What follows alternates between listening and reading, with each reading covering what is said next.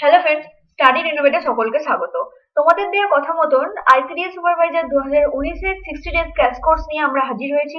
এই আজকের পার্টে আলোচনা করব জেনারেল স্টাডিজ এর অংশ, আর অবভিয়াসলি আজকে তো ডে 1, তার গুরুত্বপূর্ণ প্রশ্ন ও উত্তর বিস্তারিতভাবে আলোচনা করব। তোমরা সকলেই জানো যে আইসিডিএস সুপারভাইজার এর এক্সাম ডেট মানে প্রিলিমিনারি এক্সাম ডেট অ্যানাউন্স করে দিয়েছে পিএসসি অফিস থেকে। তো এর এক্সাম ডেট হচ্ছে 11 আগস্ট 2019। সুতরাং বেশি হাতে টাইম নেই। যারা এখন অব্দি পড়াশোনা স্টার্ট করেনি তারা অবশ্যই এই ক্র্যাশ কোর্সে জয়েন করো এবং 60 ডেজ এর মধ্যে আমরা সমস্ত কিছু শেষ করে দেবো। এখন থাকছে জেনারেল স্টাডিজ এর অংশ, এছাড়া থাকবে ম্যাথমেটিক্স এবং রিজনিং, সেটি আলাদা আলাদা পার্ট করে থাকবে।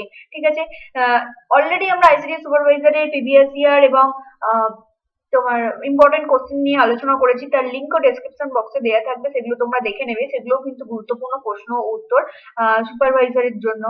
আর ওগুলোতেও কিন্তু জেনারেল স্টাডিজ, ম্যাথ সবকিছুই আলোচনা করা আছে, সেখানে দেখে নেবে। আর বলে রাখি, যারা চ্যানেলটিকে এখন অব্দি সাবস্ক্রাইব করোনি তারা অবশ্যই চ্যানেলটিকে সাবস্ক্রাইব করো এবং পাশের বেল আইকনটি টিপে রাখো নতুন নতুন নোটিফিকেশন পাওয়ার জন্য আর আমাদের সঙ্গে থাকার জন্য। আর আমি যে পড়াচ্ছি সেই পিডিএফ পেতে চাইলে বিনামূল্যে পিডিএফ পাবে। পিডিএফ পেতে চাইলে আমাদের ডেসক্রিপশন বক্সে দেওয়া নাম্বারে কন্ট্যাক্ট করো, হোয়াটসঅ্যাপ গ্রুপে জয়েন করো এবং টেলিগ্রাম গ্রুপে জয়েন করো। চলো দেখিনি আজকে প্রথম প্রশ্ন কি আছে। আজকের ফার্স্ট প্রশ্ন হচ্ছে, ভারতের প্রথম টেস্ট টিউব বেবি কে? এর অ্যান্সারটি হয়ে যাবে হর্ষ। 2 নম্বর কোশ্চেন, কত সালে ভারতের প্রথম টেস্ট টিউব বেবি জন্মগ্রহণ করেছিল? এর অ্যান্সারটি হয়ে যাবে 1986 সালে। ভারতে প্রথম টেস্ট টিউব বেবি জন্মগ্রহণ করেছিল 1986 সালে। নেক্সট কোশ্চেন দেখো, কোশ্চেন নাম্বার 3, কোন ডাক্তারের দ্বারা ভারতের প্রথম টেস্ট টিউব বেবি অভিব্যক্ত হয়েছিল? অ্যান্সারটি হয়ে যাবে ডক্টর ইন্দিরা হিন্দুজা। এটা হচ্ছে ভারতে, ঠিক আছে। আর এটি হচ্ছে বোম্বেতে হয়েছিল। ডক্টর ইন্দিরা হিন্দুজা এই ভারতে প্রথম টেস্ট টিউব বেবিটি অভিব্যক্ত করেছিল বা ডেভেলপ করেছিল। আর নেক্সট কোশ্চেন হচ্ছে, পৃথিবীর মধ্যে টেস্ট টিউব বেবি পদ্ধতি কাদের দ্বারা অভিব্যক্ত হয়েছিল প্রথম? সেটা হচ্ছে রবার্ট এডওয়ার্ডস এন্ড প্যাট্রিক স্টেপুল। ঠিক আছে। আর একটা কোশ্চেন হচ্ছে, পৃথিবীর প্রথম টেস্ট টিউব বেবি কে? পৃথিবীর প্রথম টেস্ট টিউব বেবি হচ্ছে লুইস ব্রাউন 1970 সালে। সরি, লুইস ব্রাউন হবে এটি অ্যান্সার। আর তিনি হয়েছিলেন কত সালে? 1970 সালে। ঠিক আছে, এটি হচ্ছে পৃথিবীর প্রথম টেস্ট টিউব বেবি। এবার এতক্ষণ ধরে 5টা কোশ্চেনে আমরা টেস্ট টিউব বেবি করছি, তো টেস্ট টিউব বেবি জিনিসটা কি সেটা আমরা একটু জেনে নিই। চলো, টেস্ট টিউব বেবি হলো, টেস্ট টিউব বেবি কি? টেস্ট টিউব বেবি হচ্ছে একটি শিশু যখন জন্মগ্রহণ করে ডিম্বাণুর কৃত্রিম ফার্টিলাইজেশনের দ্বারা। ঠিক আছে, এই ক্ষেত্রে কি হয়, ডিম্বাণুকে রিমুভ করে স্পার্ম বা শুক্রাণু দ্বারা নিষিক্ত করা হয় বাইরে। ঠিক আছে, ভেতরে হয় না, সেটা বাইরে নিষিক্ত করে। বাইরে মানে টেস্ট টিউবে। ওকে, মানে এটা কেন করা হয়? অ্যাকচুয়ালি যখন ইটারনালি ডিম্বাণু আর শুক্রাণুর মিলন হয় না, যখন ফ্যালোপিয়ান টিউবের ফল্টের জন্য, তখন এই টেস্ট টিউব বেবিটা হচ্ছে তৈরি করা হয়। তখন এই ডিম্বাণু এবং শুক্রাণুর মিলন ঘটানো হয় টেস্ট টিউবে। তখন কি হয়, তারপরে কি হয়, সেই নিষিক্ত ডিম্বাণুকে তারপর আবার ওই মহিলাটির গর্ভাশয়ে স্থাপন করা হয়। আর তারপর যে ভ্রূণের ডেভেলপ গুলো হয় সেগুলো ওই গর্ভাশয়েই হয়। ঠিক আছে, যেমন ন্যাচারাল ওয়েতে, যেমন আদার্স বাচ্চাগুলো যেমন জন্মায় ন্যাচারাল ওয়েতে, সেইভাবেই হয়। শুধুমাত্র এই টেস্ট টিউব বেবিটা এসছে কারণ এই ডিম্বাণু আর শুক্রাণুর যে ফার্টিলাইজেশন প্রসেসটা বা নিষিক্তকরণ প্রসেসটা, সেটা হচ্ছে বাইরে হয়, শরীরের বাইরে হয় এবং সেটা টেস্ট টিউবের মধ্যে হয়। ঠিক আছে, তারপরে অ্যাজ ইউজুয়াল তারপরে সেটাকে হচ্ছে মহিলাদের মধ্যে ট্রান্সফার করা হয়, গর্ভাশয়ে ট্রান্সফার করা হয়, মানে গর্ভাশয়ে স্থাপন করা হয়। তারপরে ওই যেমন বাচ্চা হয়, ভ্রূণের ডেভেলপমেন্ট হয় ওই গর্ভাশয়ে, একদম ন্যাচারাল ওয়েতে হয়। এই টেকনিকটা ফার্স্ট ডেভেলপ করেছিল কে? 1970 সালে ইউকে তে হয়েছিল ফার্স্ট ডেভেলপ। এনারা করেছিলেন যে Robert Edwards and Patrick Steptoe, and first baby হয়েছিল, নেক্সট কোশ্চেনটা রবার্ট। আর লুইস ব্রাউন হচ্ছে ফার্স্ট টেস্ট টিউব বেবি। আর ভারতের মধ্যে এটি হয়েছিল, মানে বেবি হর্ষ প্রথম জন্মগ্রহণ করেছিল 1986 সালে, আর এটি হয়েছিল বোম্বেতে। ঠিক আছে, আর ডক্টর ইন্দিরা হিন্দুজা তিনি এইটি প্রবর্তন করেন বা অভিব্যক্ত করেছিলেন ভারতে প্রথম। এই গেল টেস্ট টিউব বেবি সম্পর্কে কথা। আর এই টেস্ট টিউব বেবি রিলেটেড এই 5টা কোশ্চেন হচ্ছে কিন্তু আসে। ঠিক আছে, ব্যাস তাহলে হয়ে গেল। এবার দেখে নেবো নেক্সট প্রশ্ন। আই থিঙ্ক তোমরা টেস্ট টিউব বেবি সম্পর্কে বুঝেছো। এরপর নেক্সট কোশ্চেন নাম্বার 6, জীববিদ্যার জনক কাকে বলা হয়? জীববিদ্যার জনক বলা হয় অ্যারিস্টটলকে। জীববিদ্যার জনক বলা হয় বা father of biology. Next question দেখো, কোশ্চেন নাম্বার 7, ম্যালেরিয়া। এই ম্যালেরিয়া শরীরের কোন অঙ্গকে আক্রান্ত করে? ঠিক আছে, এর অ্যান্সারটি হয়ে যাবে লিভার এবং লোহিত রক্তকণিকা। এই লিভারে হচ্ছে এবং লোহিত রক্তকণিকা ম্যালেরিয়া হচ্ছে অ্যাটাক করে। আর নেক্সট কোশ্চেন, ম্যালেরিয়ার পরজীবীর নাম কি? ম্যালেরিয়ার পরজীবীর নাম হচ্ছে প্লাজমোডিয়াম। এবার ম্যালেরিয়ার কি করে হয় তোমরা জানো যে ম্যালেরিয়া মশা কামড়ে হয়, কিন্তু ম্যালেরিয়া ফিমেল অ্যানোফিলিস মশা হচ্ছে ম্যালেরিয়ার বাহক। ফিমেল অ্যানোফিলিস মশা ম্যালেরিয়ার বাহক। আর এই ম্যালেরিয়ার পরজীবীর নাম তো প্লাজমোডিয়াম। আর আরেকটা জিনিস মনে রাখবে যে ম্যালেরিয়ার মশা কিন্তু মেনলি রাত্রির বেলা কামড়ায়। ঠিক আছে, সুতরাং ম্যালেরিয়ার রাত্রির বেলা মশা কামড়ালে কিন্তু বিপদ। আচ্ছা, দিনের বেলা মশা যখনই কামড়াবে তখনই বিপদ হতে পারে, কারণ কখন কোন মশাতে কি তাকে বলা যায় না। ডেঙ্গুর মশা যেমন দিনের বেলা কামড়ায়, সুতরাং মশা থেকে প্রোটেকশনে থাকবে। আর তাহলে এই রিলেটেড, ম্যালেরিয়া রিলেটেড কোশ্চেন এইগুলোই। নেক্সট কোশ্চেন দেখো, কোশ্চেন নাম্বার 9, কোন ভিটামিনে কোবাল্ট পাওয়া যায়? কোবাল্ট পাওয়া যায় কোন ভিটামিনে? অ্যান্সারটি হয়ে যাবে ভিটামিন B12। এবার এই B12 এর রাসায়নিক নাম হচ্ছে এর জন্য কোবালামিন।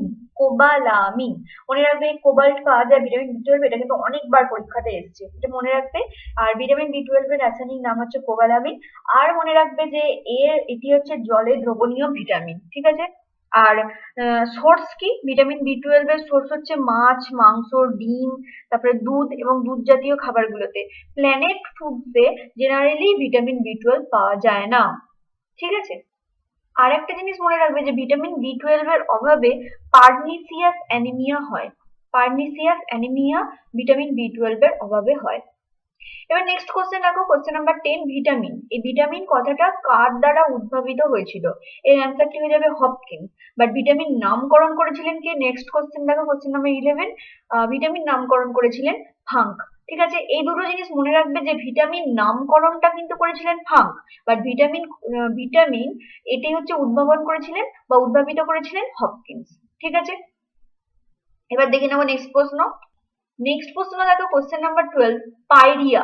পাইরিয়া রোগটি শরীরের কোন অঙ্গে আক্রান্ত হয়? তোমরা অনেকেই শুনে থাকবে পাইরিয়া রোগটা সম্পর্কে। তো এই পাইরিয়া রোগটি আক্রান্ত হয় গামসে। গামস মানে কি? মাড়িতে রোগ, মাড়িতে আক্রান্ত হয়। এটি হলে কি হয় দেখবে, মাড়ি থেকে রক্ত বের হয়। ঠিক আছে, এই পাইরিয়া রোগটা হলে মাড়ি থেকে রক্ত বের হয়। নেক্সট কোশ্চেন দেখো, কোশ্চেন নাম্বার 13, বৃহত্তম জীবিত সরীসৃপ কি? Largest living reptile. আর লার্জেস্ট লিভিং রেপটাইল এটি কি? এটি হচ্ছে অ্যান্সার হচ্ছে কচ্ছপ বা টাটাইল। ঠিক আছে, বৃহত্তম জীবিত সরীসৃপ কচ্ছপ। নেক্সট কোশ্চেন দেখো, কোশ্চেন নাম্বার 14, ইইজি এর পুরো নাম কি বা ফুল ফর্ম কি? ইইজি এর ফুল ফর্মটা ভালো করে দেখে রাখো, অপশন গুলোতে কিন্তু অনেক সময় কনফিউজিং স্পেলিং থাকে। তো এর ফুল ফর্ম হচ্ছে ইলেকট্রোএনসেফালোগ্রাফি। ইলেকট্রোএনসেফালোগ্রাফি স্পেলিংটা ভালো করে মনে রাখবে। ইইজি এটা কি ইউজ করা হয়, কিসের জন্য ইউজ করা হয়? দুটো আছে, একটা ইসিজি আর একটা ইইজি। ইইজি হচ্ছে ইলেকট্রোএনসেফালোগ্রাফি। এটি ইউজ করা হয় হচ্ছে ব্রেনের অ্যাবনর্মালিটি, মানে ব্রেন ওয়েভের, মানে আমাদের যে শরীরে ব্রেন আছে সেই ব্রেনের ওয়েভের অ্যাবনর্মালিটি ডিটেক্ট করার জন্য, অথবা electrical activity of your brain, মানে তোমাদের ব্রেনে যে ইলেকট্রিক্যাল অ্যাক্টিভিটি সেইগুলোকে ডিটেক্ট করাই হচ্ছে ইইজির কাজ। আর ইসিজি যেটা বলা হয় ইলেকট্রোকার্ডিওগ্রাম, ওই ইসিজির কাজ হচ্ছে হৃদয়ের, মানে হার্টের হৃদস্পন্দনকে ডিটেক্ট করা। ঠিক আছে, দুটো গোলাবে না, একটা ইসিজি আর একটা ইইজি। পরের কোশ্চেন আমরা আলোচনা করবোই ইইজি নিয়ে। তাহলে ইইজির ফুল ফর্মটি হয়ে গেল ইলেকট্রোএনসেফালোগ্রাফি। নেক্সট কোশ্চেন, কোশ্চেন নাম্বার 15, লোহিত রক্তকণিকা কতদিন বাঁচে? লোহিত রক্তকণিকা বাঁচে হচ্ছে 120 দিন। আর লোহিত রক্তকণিকা কোথায় ধ্বংস হয়? লোহিত রক্তকণিকা ধ্বংস হয় লিভার এবং প্লীহাতে।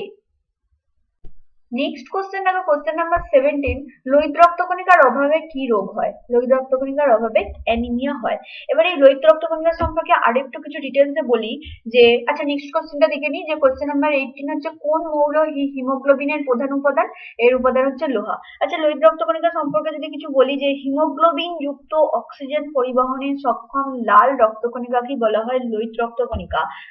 আরেকবার বলি, হিমোগ্লোবিন যুক্ত অক্সিজেন পরিবহনে সক্ষম লাল রক্তকণিকাকে বলা হয় লোহিত রক্তকণিকা। এই লোহিত রক্তকণিকাকে আরেকটা নামে বলা হয়, সেটি হচ্ছে এরিথ্রোসাইট।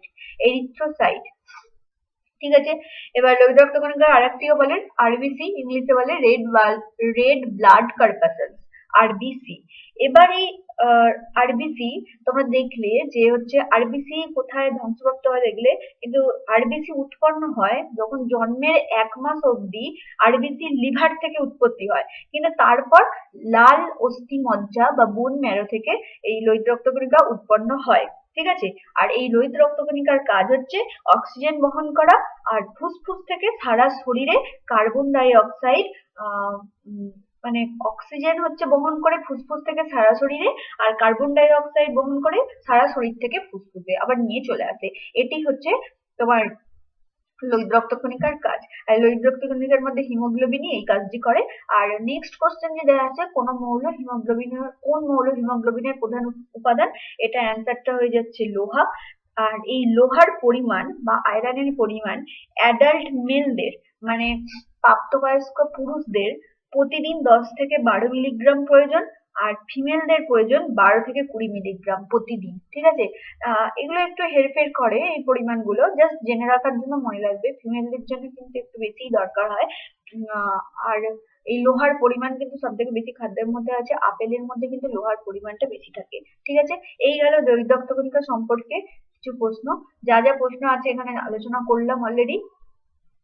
লোহিত রক্তকণিকা কোথায় ধ্বংসপ্রাপ্ত হয়, কতদিন বাঁচে, লোহিত রক্তকণিকা অভাবে কি হয়, আর লোহিত রক্তকণিকার কাজ কি, আর লোহিত রক্তকণিকার উৎপত্তি কোথা থেকে হয়, এগুলো অলরেডি আলোচনা করে দিলাম। ঠিক আছে। দেখে নেবো নেক্সট প্রশ্ন। নেক্সট প্রশ্ন হচ্ছে কোশ্চেন নাম্বার 19। রক্ত সংবহন তন্ত্র কে আবিষ্কার করেন? রক্ত সংবহন তন্ত্র আবিষ্কার করেন উইলিয়াম হার্ভে। ঠিক আছে। আমি যে এই যে রক্ত সংবহন তন্ত্র যে প্রসেসটা এটি তিনি আবিষ্কার করেন উইলিয়াম হার্ভে। নেক্সট কোশ্চেন দেখো কোশ্চেন নাম্বার 20। স্মল পক্স এর ভ্যাকসিন কে আবিষ্কার করেছিলেন? স্মল পক্স এর ভ্যাকসিন আবিষ্কার করেছিলেন এডওয়ার্ড জেনার। এবার এই স্মল পক্সটা কি তুমি জানো? স্মল পক্সটা হচ্ছে ভীষণ একটা মারাত্মক রোগ, এটি হলে কিন্তু মানুষ মারা যায়। এবং বলে রাখি যে এখন কিন্তু এর আর অস্তিত্ব নেই। ঠিক আছে। স্মল পক্স জেনারেলি আমাদের যে পক্সটা হয়, যে বসন্ত বলে, বসন্ত রোগ, সেটি হচ্ছে চিকেন পক্স। ঠিক আছে। এই স্মল পক্সটি হচ্ছে ভ্যাকসিন আবিষ্কার হয়ে যাওয়ার পর, মানে এডওয়ার্ড জেনার তিনি এই ভ্যাকসিন আবিষ্কার করেছিলেন, এবং তার জন্য ভীষণ ইম্পর্টেন্ট যে স্মল পক্স হলে এতটা ছোঁয়াচে যে বাঁচেই না তো বটেই। আর স্মল পক্স হলে যদি কেউ গভর্নমেন্ট জানতে পারে না, তাহলে হচ্ছে তোমার আগেকার দিনে কিন্তু আর্মিরা তুলে নিয়ে যেত। মানে এতটাই ছোঁয়াচে যে চারপাশের মানুষ যারা থাকবে, মানে পাড়া প্রতিবেশী থাকলেও তাদেরও এটা হয়ে যেতে পারে, এতটা ডেঞ্জারাস। সুতরাং এটি হলে কিন্তু মারা তো যাবেই। ঠিক আছে। পারিপার্শ্বিক অন্যান্য লোকেরাও মারা যেতে পারে। তো গুড নিউজ যে এখন এটার আর কোনো অস্তিত্ব নেই। হু থেকে সেটা বলেছে, হু মানে হচ্ছে ওয়ার্ল্ড হেলথ অর্গানাইজেশন থেকে এটি আর কি বলা আছে যে এখন আর এর কোনো অস্তিত্ব নেই। ঠিক আছে। তাহলে এর অ্যান্সারটি হয়ে গেল এডওয়ার্ড জেনার, তিনি কিন্তু এই স্মল পক্সের ভ্যাকসিনটি আবিষ্কার করেছিলেন। আজকে এই 20টাই থাক। যদি ভিডিওটি ভালো লেগে থাকে তাহলে অবশ্যই লাইক করো, বেশি বেশি করে শেয়ার করো, কমেন্ট করো, আর অবশ্যই সাবস্ক্রাইব করো, এবং সাবস্ক্রাইবের পাশে বেল আইকনটি টিপে রাখো নিত্য নতুন নোটিফিকেশন পাওয়ার জন্য। আর বলে রাখি, এগুলো যদি পিডিএফ পেতে চাও তাহলে অবশ্যই ডেসক্রিপশন বক্সে দেওয়া নাম্বারে কন্ট্যাক্ট করো, হোয়াটসঅ্যাপ গ্রুপে জয়েন করো এবং টেলিগ্রাম গ্রুপে জয়েন করো। আর যদি তোমাদের কিছু বলার থাকে তাহলে অবশ্যই কমেন্ট করো, কিছু ডিমান্ড থাকলে, কিছু চাহিদা থাকলে অবশ্যই আমাদের কমেন্ট করো। আর ম্যাথমেটিক্স আর রিজনিং নিয়ে কিন্তু অবশ্যই আমরা হাজির হবো। 60 দিনের মধ্যে তোমাদের কিন্তু আমরা পুরো সিলেবাসটা কভার করবো জেনারেল নলেজের ইম্পর্টেন্ট কোশ্চেন নিয়ে।